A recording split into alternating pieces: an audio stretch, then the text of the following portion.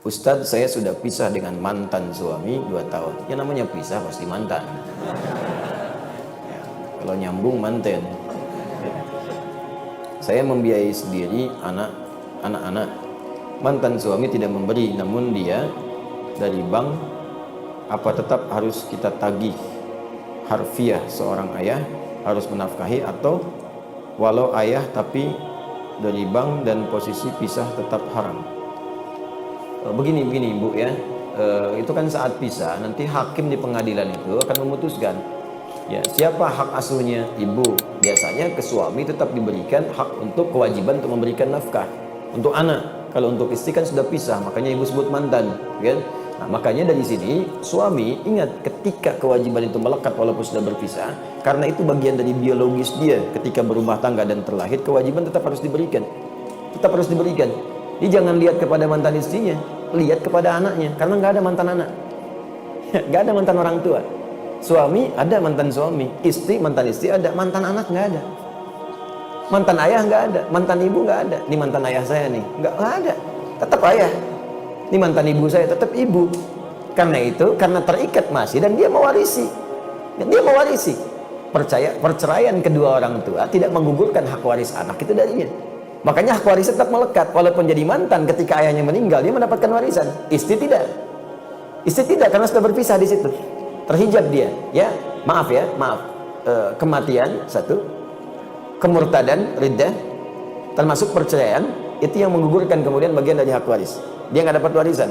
Suami istri pisah dengan suami meninggal, istri nggak dapat bagian waris. Selesai di situ. Ya, dan dibagi. Saat kemudian dia berpisah itu dibagi. Ada yang ditetapkan oleh bagian oleh agama. Kemudian murtad nggak dapat warisan. Ya, kemudian kematian ada 2 sebab. Memang wafat sebelum dibagi warisan, wafat. Ya, ingat, bukan wafat duluan yang ahli waris. Kalau wafat duluan yang meninggal, kemudian ahli waris masih ada, setelah itu dia meninggal, tetap warisan diberikan kepada dia. Karena yang wafat duluan yang akan diwariskan warisannya. Yang kedua, sengaja membunuh orang untuk mendapatkan warisan, terhijab dia, nggak dapat warisan. Ya, nggak dapat warisan. Itu terjadi nanti di masa-masa, bahkan ada juga di Al-Baqarah itu.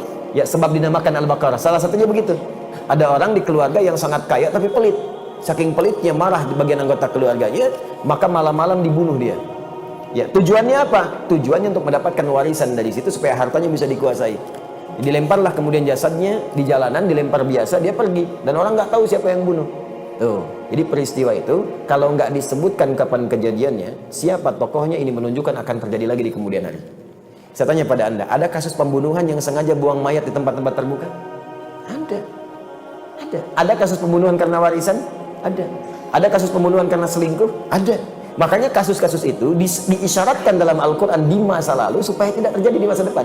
Tapi kalau disebutkan tokohnya, kapan kejadiannya, ini menunjukkan kejadian itu hanya terjadi pada orang itu dan tidak akan terjadi lagi. Seperti Maryam, anaknya Imran, disebutkan namanya plus bintinya sekalian, wa Maryam ibnata Imran.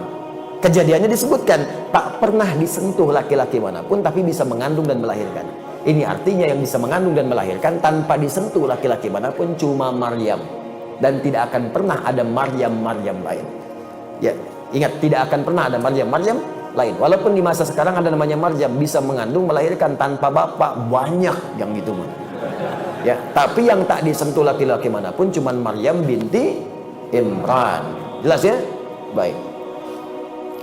Ini yang seperti ini tetap ada kewajiban, dan kewajiban itu tetap diberikan dengan cara yang halal. Jangan berikan yang haram, karena itu pun anak akan tumbuh, mungkin melahirkan pahala bagi Anda. Dengan istri mungkin berpisah, tapi anak itu mungkin jadi penghafal Quran. Anda kurang amalan, anak itu mewariskan amalan untuk Anda, maka berikan yang halal padanya, supaya pekerjaan amal solehnya mudah dilakukan.